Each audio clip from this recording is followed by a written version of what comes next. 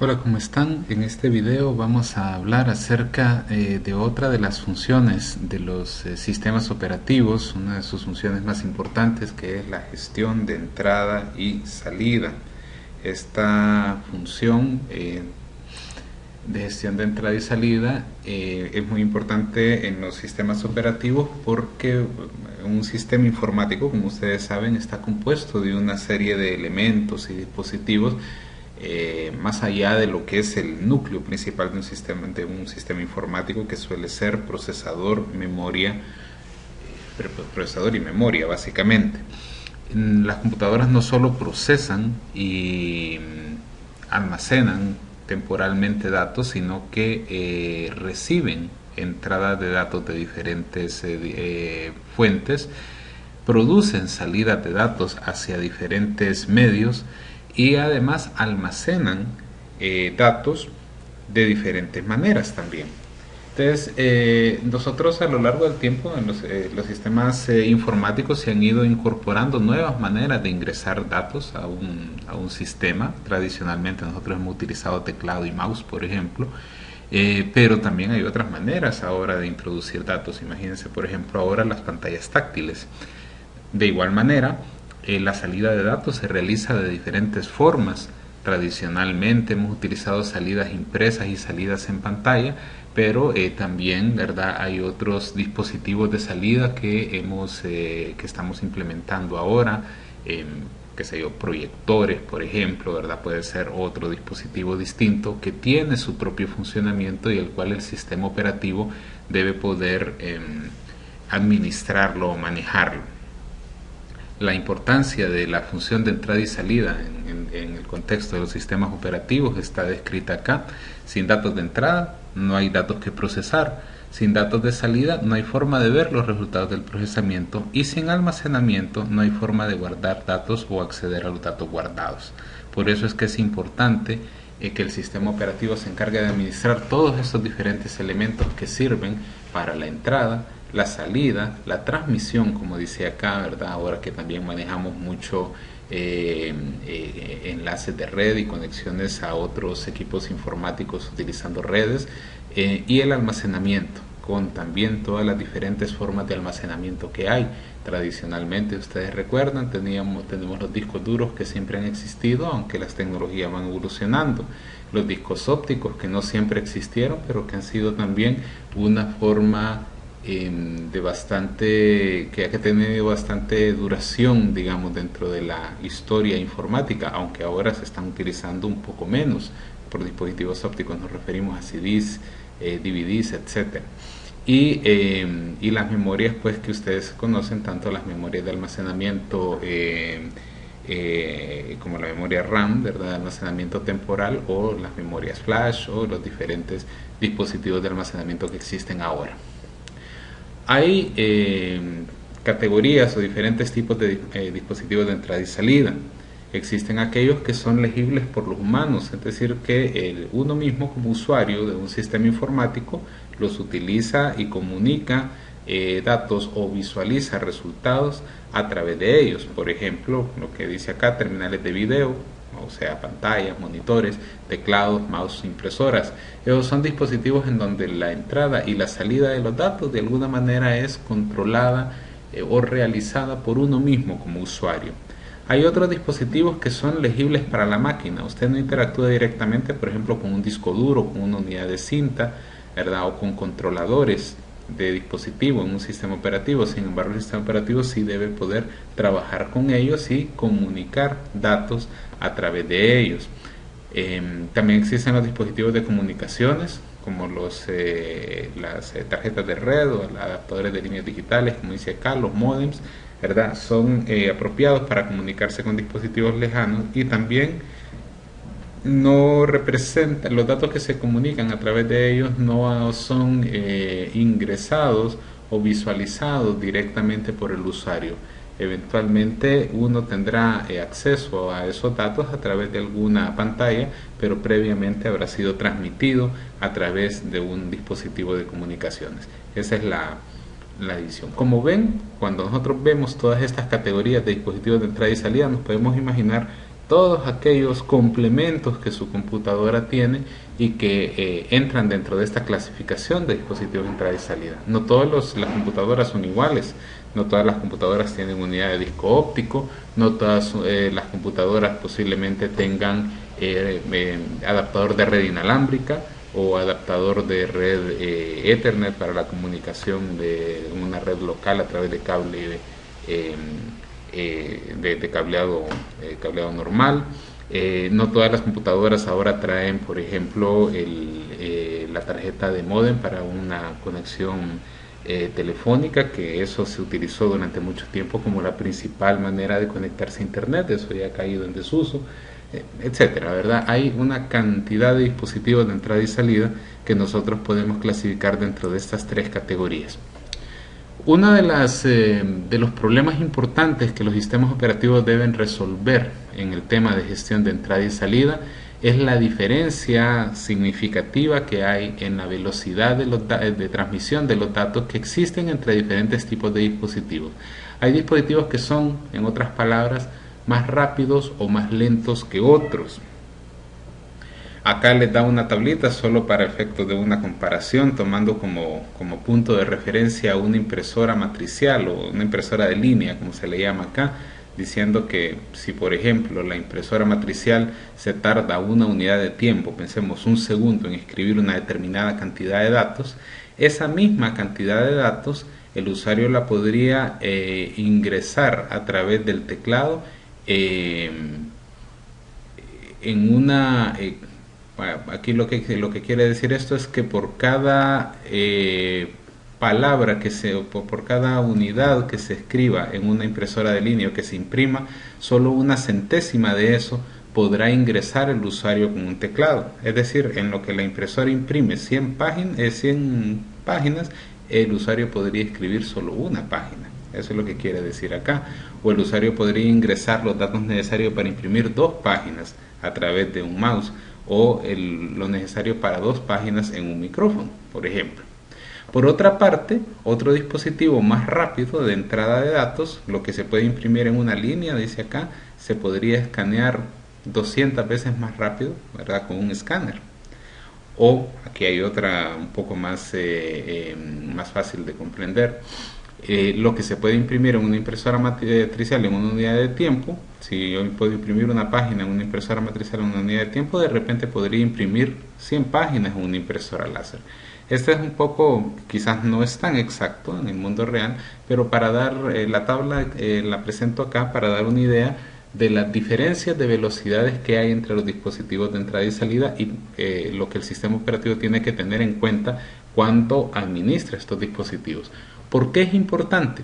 Retrocedamos al tema de descripción y control de proceso en el primer parcial y recordarán ustedes que hablábamos allá de que cuando un proceso está en ejecución y necesita, decíamos, realizar una operación de entrada y salida, se bloquea y le da tiempo a otro proceso para que se ejecute mientras completa su operación de entrada y salida.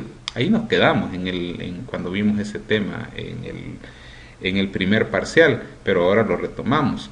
¿Qué significa bloquearse y esperar que se complete la operación de entrada y salida?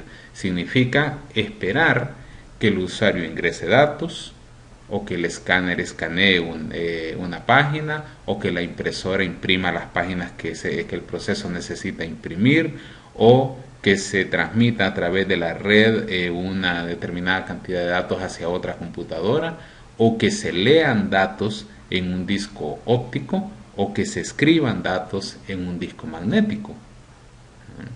Esas son las operaciones de entrada y salida a las que nos referíamos cuando decíamos un proceso se interrumpe y realiza esa operación y después volverá a estar listo para procesar. Si un proceso necesita leer un documento del disco antes de continuar su procesamiento porque necesita los datos del documento del disco, realizará una operación, ¿verdad?, hacia el disco magnético, transmitiendo desde el disco a la memoria los datos necesarios para poder continuar con el procesamiento. Durante ese tiempo el proceso está bloqueado, y si está bloqueado, otro proceso deberá estar realizando sus operaciones o su procesamiento. ¿Por qué es importante la velocidad? porque esto me permite calcular, o al sistema operativo le permite calcular cuánto tiempo va a durar ese bloqueo en función de la cantidad de datos que necesite leer o escribir el proceso a través de cualquiera de estos dispositivos. Si yo mando a imprimir un documento en una impresora matricial y el proceso no puede avanzar mientras el documento no se haya impreso, ese proceso va a permanecer bloqueado durante mucho tiempo, ¿verdad? Porque la impresora matricial es lenta. Si lo que necesita hacer ese proceso es guardar en un disco duro el archivo, ¿verdad?, con el que está trabajando, se bloquea el proceso, pero la escritura en un disco magnético se va a tardar mucho menos, por ejemplo, lo que tardaría la impresión. Por tanto, el tiempo que va a estar bloqueado ese proceso va a ser significativamente menor y rápidamente ese proceso va a estar listo para poder volverse a ejecutar en cuanto haya disponibilidad de procesador. Entonces, el sistema operativo debe manejar todo eso para efectos de su planificación de uso de procesador, a saber a qué dispositivo está utilizando, cuánto tiempo el proceso puede estar interrumpido, dentro de cuánto aproximadamente lo voy a tener de nuevo en estado de listo, ¿verdad? Por eso se menciona este tema de la velocidad. Hay otras diferencias, ¿verdad? Además de la velocidad a la que escriben y leen los dispositivos de entrada y salida. Hay algunas otras diferencias entre ellos. Aquí se mencionan algunas de ellas. Por ejemplo, las aplicaciones. La utilidad que se le da a un dispositivo influye en el software y las políticas del sistema operativo. No es lo mismo, por ejemplo, un disco que se utiliza para almacenar archivos y uno que se necesita para memoria virtual. ¿A qué se refiere esto? En el tema de memoria virtual que vimos anteriormente, decíamos de que cuando el sistema operativo necesita más memoria RAM que la que físicamente tiene el sistema informático, se utiliza el disco duro para ampliar, digamos, la capacidad de memoria. Ese va a ser un disco de alto uso, que se va a estar leyendo y escribiendo con mucha frecuencia, a diferencia quizás de otro disco en el cual nosotros vamos a estar almacenando datos y leyendo datos con poca frecuencia. Entonces la aplicación es el mismo disco, es el mismo hardware, pero la aplicación que se le da es distinta porque va a haber su uso va a ser más o menos frecuente dependiendo de para qué aplicación se use. Otra diferencia importante en los dispositivos es la complejidad de control. Qué tan complejo es el software y el hardware para poder controlar el dispositivo. Una impresora por lo general necesita una interfaz de control simple porque las funciones de la impresora son simples. Se le mandan paquetes de datos que se imprimen. En el caso de un disco, de repente el control es más complejo porque la cantidad de operaciones que se hacen, sumado a la necesidad de almacenar, ubicar, mantener direcciones de almacenamiento, hacen que la controladora de disco sea más compleja. Las unidades de transferencia también pueden ser distintas. Los datos se pueden transferir en bytes, en caracteres, en bloques, ¿verdad? La representación de los datos también es importante. Hay dispositivos que codifican los datos de una determinada manera. Más adelante vamos a hablar acerca de los sistemas de archivos cuando miremos gestión de archivos, y vamos a ver, por ejemplo, de que en los mismos sistemas operativos se definen diferentes formas de codificar los datos que se almacenan y se guardan en los dispositivos de entrada y salida. Y también los tipos de errores que se puedan dar, ¿verdad? Eso también hace complejo el manejo. ¿A qué error se me puede dar, por ejemplo, en una impresora? La impresora puede estar desconectada, puede estar apagada, puede estar sin tinta. Una interfaz de red puede estar, puede estar lenta. La velocidad que me está dando el proveedor de internet puede variar, entonces ese problema puede provocar de que se me caiga la comunicación con cierta frecuencia. En un disco duro los errores que pueden presentar es que el disco tenga sectores dañados o de que se haya borrado el archivo en el que se necesitaba escribir. Entonces todo eso, ¿verdad? Son diferencias que hay entre los dispositivos. Por eso, como vamos a ver más adelante, cada dispositivo tiene su propio hardware y software de control, porque las diferencias entre ellos son tantas que difícilmente el sistema operativo puede estandarizar su administración, control y funcionamiento. Hay tres técnicas para realizar entrada y salida en un sistema operativo. Cuando los procesos necesitan hacer operaciones de entrada y salida con los dispositivos, esto se puede programar de tres maneras, o se puede hacer de tres maneras. Una es la entrada-salida programada. El procesador emite una orden de entrada y salida, ¿verdad?, de parte de un proceso a un módulo de entrada y salida. El módulo de entrada y salida va a ser cada uno de estos controladores que va a administrar cada uno de los dispositivos, ¿verdad? Si la entrada-salida es programada, el proceso va a esperar a que termine la operación antes de continuar ejecutándose. En este caso el proceso se mantiene bloqueado o interrumpido hasta que la operación de entrada y salida se completa. En el caso de la siguiente, la entrada-salida dirigida por interrupciones, en este caso el procesador emite la orden de entrada y salida de un proceso, pero continúa realizando otras instrucciones que pueden o no ser del mismo proceso. El mismo proceso podría continuar ejecutándose si esa operación de entrada y salida no es crítica para la continuación del mismo. Aquí es donde se utilizan, por ejemplo, técnicas multihilos para poder manejar diferentes hilos de procesamiento. Un hilo de procesamiento estará orientado a la operación de entrada y salida que se esté realizando. Por ejemplo, la carga de un archivo a través de la red o de un disco, etcétera. Otra manera de realizar el control de entrada y salida es utilizando lo que se conoce como accesos directos a memoria. En este caso, el sistema operativo utiliza una unidad de software intermedia conocida como módulo DMA, que comunica la memoria principal y el módulo de entrada y salida, de manera de que ni el procesador se interrumpe o deja de procesar por esperar la operación de entrada y salida, ni el dispositivo tampoco se bloquea atendiendo solo un proceso, sino que eso se le deja al módulo, que actúa como una especie de subprocesador que va manejando las interrupciones y la operación de lectura y escritura que quiera realizar el proceso en el dispositivo seleccionado. Todo esto, la función de entrada y salida ha ido sufriendo una evolución a través del tiempo, porque como lo hemos visto en los otros temas, los sistemas operativos no siempre fueron igualmente complejos como son ahora, ¿verdad? Al principio, ¿verdad?, cuando se empezaron a diseñar los sistemas informáticos, el procesador controlaba directamente los dispositivos periféricos. Había menos dispositivos periféricos, las computadoras eran más simples y de repente los primeros básicos que se manejaban eran teclado, mouse, pantalla, ¿verdad?, para una estación de trabajo. A lo mejor había que controlar impresora y a lo mejor había que escribir y leer en disco.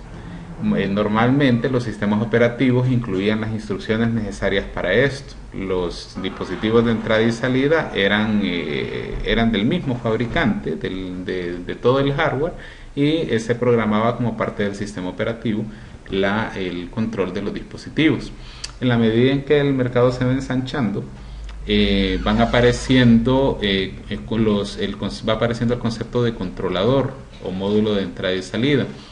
Los controladores ya son de alguna manera unidades de software y de hardware, ¿verdad?, incluso genéricas, que podían adaptarse a diferentes sistemas informáticos, ¿verdad? De manera, si ustedes observan una computadora ahora, van a ver que no todos los elementos son del mismo fabricante. Usted puede tener una computadora Dell con un disco Hitachi, o una qué sé yo, le puede adaptar un monitor de cualquier marca, o se puede imprimir desde cualquier impresora o hacia cualquier impresora. Eso es porque los controladores están asociados al dispositivo, no a la computadora principal, o más aún al CPU, la unidad de procesamiento. También a ese mismo tiempo se comienza a utilizar la entrada-salida programada que mirábamos antes, ¿verdad? Otra forma, otro avance, podríamos decir, en esta evolución es el de que el procesador no se mantiene ocioso. Cuando aquí dice sin interrupciones, se refiere a que el procesador no se mantiene ocioso porque lo que hace es aislarse de los detalles de la interacción de los dispositivos de entrada y salida. Si un proceso se interrumpió ¿verdad? Porque necesita leer o escribir de un dispositivo de entrada y salida, está bien, el proceso está interrumpido, pero el funcionamiento del sistema informático no. El procesador continúa trabajando con otros procesos y deja que los dispositivos de entrada y salida terminen su operación.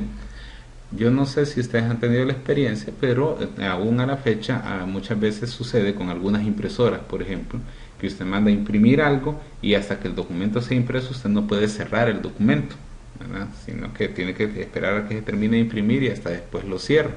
Hay otras impresoras, en cambio, en las cuales usted envía el documento y después lo puede cerrar e incluso apagar la computadora y la impresión continúa. Eso es porque el dispositivo, en ese caso la impresora, tiene sus propios módulos para controlar la operación y el sistema operativo se desentiende de eso hasta que recibe la respuesta de que la impresión ha concluido. Así, ¿verdad? Lo que se dice acá, el procesador no pierde tiempo esperando que realice las operaciones de entrada y salida. El módulo de sistema operativo, en un siguiente paso de la evolución, dice acá, recibe control directo de la memoria a través del DMA, ¿verdad? Y así se puede mover un bloque de datos hacia la memoria sin que intervenga el procesador. Eso es lo que les mencionaba hace un rato. Cada vez más, la idea es que el procesador se vaya desentendiendo de la operación de entrada y salida, ¿verdad? En sistemas operativos más modernos, un módulo de entrada y salida es utilizado para constituir un procesador separado con un conjunto de instrucciones especializado para realizar la entrada y salida. Esto es lo que les decía yo acerca de los módulos DMA. En este caso, la misma impresora, ya sea en la impresora o a través de su controlador que está instalado en la computadora de ustedes, pero que no forma necesariamente parte del sistema operativo, se encarga de todo el procesamiento de la operación de entrada y salida y el procesador principal se desentiende de eso. Y hay casos, como estas impresoras inteligentes que les mencionaba, que el mismo módulo de entrada y salida posee su memoria local. Por eso es que ustedes mandan el trabajo de impresión y su computadora se desentiende de eso. Como les digo, puede cerrar el documento, podría apagar la máquina y la impresora podría continuar trabajando. Eso es cuando el módulo de entrada y salida posee su propia memoria local y actúa, como dice aquí, como un computador independiente. Entonces, ese es, digamos, el estatus en que nos encontramos ahora. Cada vez los dispositivos que nosotros conectamos a las computadoras como dispositivos de entrada y salida van siendo más independientes, y la idea, el propósito de esto es liberar los recursos de la computadora y hacerla más eficiente, de manera que nosotros podamos continuar trabajando mientras esas operaciones que ya vimos que pueden ser de velocidades muy diversas se realizan y se manejan en el dispositivo correspondiente. Para el manejo de entrada y salida hay una infraestructura de hardware interna, digamos, dentro del sistema informático que me permite la comunicación de datos entre todos los dispositivos que intervienen en una operación de entrada y salida. A nivel de hardware hay tres conceptos importantes a ver acá, que son los conceptos de puerto, bus y controladora. Cada dispositivo que nosotros conectamos a la computadora se conecta a través de un puerto. Algunos puertos en la computadora ustedes los pueden encontrar en la parte exterior, por ejemplo los puertos USB, el puerto de entrada para el cable de red, puerto HDMI para conectar la computadora a un proyector o a su televisor, qué sé yo, los puertos para conexión de mouse y teclado, que a veces son diferentes, ¿verdad? Esos son los puertos. Internamente también hay otros puertos donde internamente se conectan dispositivos con los que uno no interactúa directamente, como los discos duros, por ejemplo. Internamente en la computadora suele haber, ¿verdad?, una especie de canal común por donde se mueven todos los datos que provienen de los diferentes dispositivos de entrada y salida. A eso es a lo que se conoce como un bus. El bus, representado en esta gráfica aquí en medio, ¿verdad? Por ejemplo, un bus PCI, que es lo más común en las computadoras personales, es un bus, un conjunto común, valga la redundancia, de hilos que utilizan los dispositivos y un protocolo que especifica qué mensajes se pueden mover a través de ellos.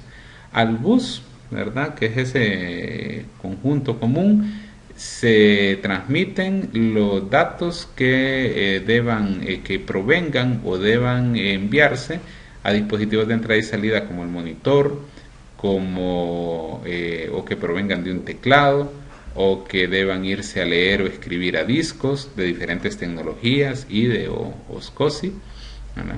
Y incluso, ¿verdad?, pueden haber algunos buses comunes o buses de expansión para dispositivos más lentos, como los que se conectan a puertos paralelos y seriales, ¿verdad? Para cada uno de estos elementos hay una controladora, ¿verdad?, para el monitor, para el procesador, que se encarga de manejar las entradas y salidas a esos dispositivos y de subirlas al bus de manera que los datos se transmitan desde donde vienen hacia donde deben ir.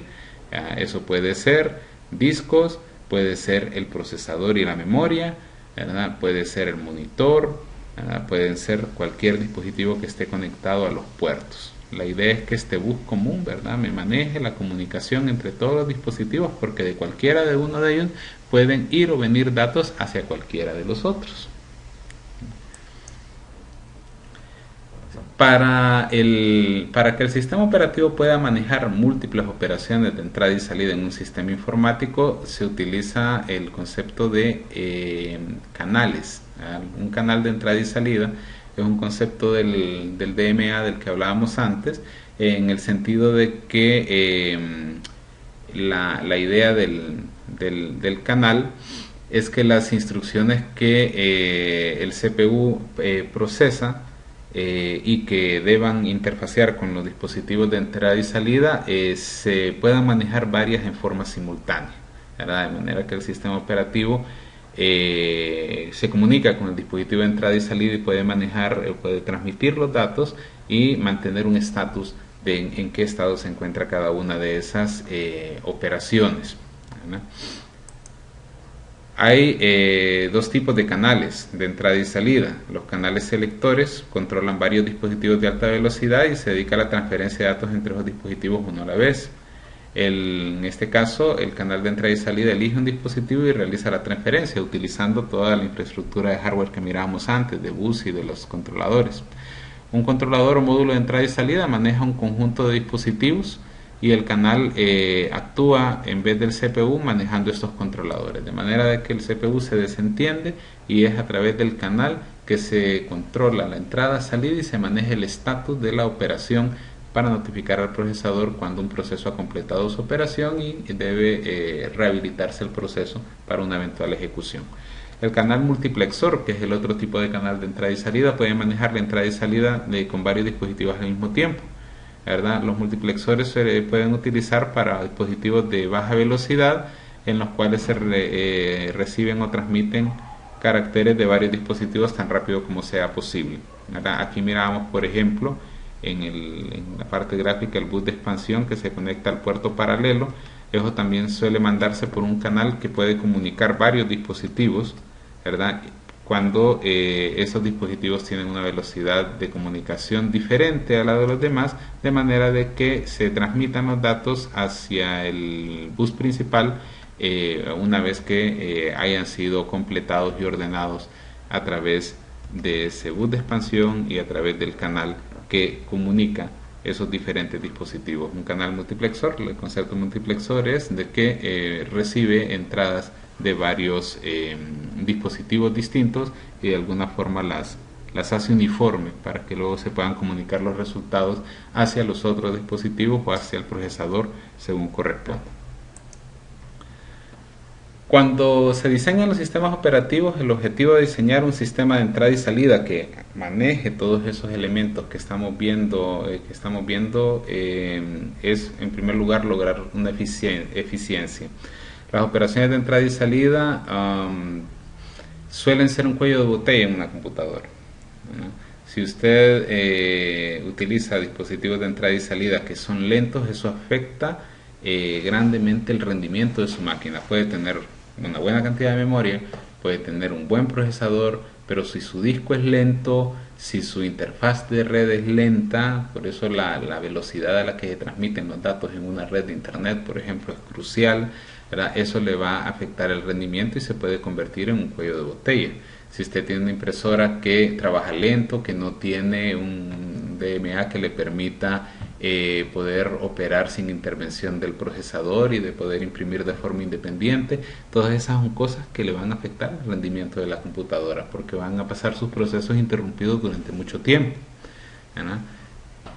Algo muy importante tener en cuenta es que la mayoría de los dispositivos de entrada y salida son extremadamente lentos en comparación con la memoria del procesador, ¿verdad? Siempre la transmisión de datos entre memoria y procesador es infinitamente más rápida que en la mayoría de los dispositivos. Ya vimos la tabla atrás de las velocidades. Entonces, lo que se hace cuando se diseña un sistema de entrada y salida es reforzar el concepto de multiprogramación, mantener muchos programas activos, muchos de los cuales estarán bloqueados esperando completar sus operaciones de entrada y salida, mientras otros realizan labores de procesamiento. La otra manera es el intercambio, para poder tener más procesos listos y mantener ocupado al procesador, ¿verdad? El intercambio se refiere a que ustedes pueden colocar en dispositivos más rápidos, ¿verdad? Contenido que saben que van a utilizar en una operación de procesamiento y que están almacenados en un dispositivo más lento. Por eso es que cuando ustedes van a trabajar con un programa, los programas se cargan a memoria, están almacenados en un disco duro y se cargan a memoria. Al cargarse en memoria, usted los está moviendo hacia un dispositivo que va a ser de más rápido acceso, lo cual le va a permitir procesar. Quizás no todo lo que usted tiene almacenado en memoria lo va a utilizar al mismo tiempo, pero estando almacenado ahí, sabemos que vamos a tener acceso más rápido y se va a convertir menos en un cuello de botella. Otro ejemplo de intercambio es el uso de buffers, que ya más adelantito voy a hablar acerca de ese concepto. Entonces, los sistemas operativos se diseñan para eso. Otro objetivo importante que tienen los sistemas operativos es tratar de generar una especie de comportamiento general, a pesar de que los dispositivos de entrada y salida son tan diversos. La idea es ir uniformando el tipo de operaciones que se realizan en ellos, como leer, escribir, abrir, cerrar, bloquear y liberar, y de repente también ir uniformando la forma en que los datos se almacenan, se comunican entre sí. Ustedes pueden observar una tendencia de apuntar hacia la generalidad, por ejemplo ahora con el tema de que la mayoría de los dispositivos de entrada y salida se comunican a la máquina a través del puerto USB.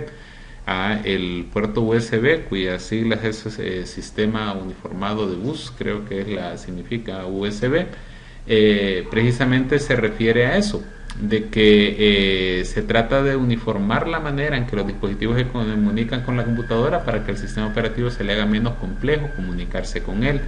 Entre menos puertos distintos se manejen, mejor va a funcionar más fácil va a ser programar el funcionamiento de los dispositivos de entrada y salida en un sistema operativo. Si mis puertos y si mis controladores son distintos para cada dispositivo, se hace más complejo, ¿verdad? Hay diferentes maneras, ¿verdad?, de estructurar la entrada y salida en un sistema operativo, ¿verdad? La entrada y salida lógica, ¿verdad?, trata a los dispositivos como un recurso lógico y no se ocupa de los detalles reales del control de dispositivo. Esta es la parte que se programa a nivel del sistema operativo. Hay otra parte que se programa a nivel del dispositivo, que es lo que se conoce aquí como entrada y salida de dispositivo. Esa programación se hace a nivel del dispositivo. Y obviamente también hay tareas de planificación y control.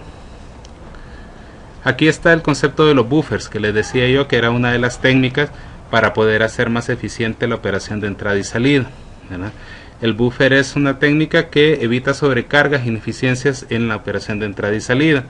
Lo que se hace es, ¿verdad?, de que contenido que está almacenado en dispositivos de entrada y salida lentos se cargan en un espacio de memoria temporal que se le conoce como buffer, ¿verdad?, para que esté disponible para el programa que los va a utilizar.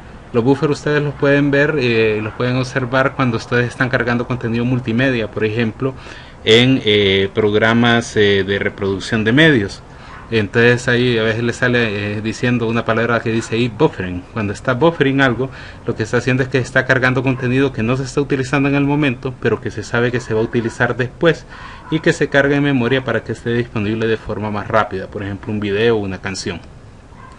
Finalmente, esta es la estructura que debe tener el módulo de entrada y salida de un sistema operativo. Cuando se programa un sistema operativo y se programa el módulo de entrada y salida, tenemos que tener en cuenta de que a nivel de software voy a necesitar tener un controlador para cada dispositivo de entrada y salida que se utiliza o interactúa en la máquina.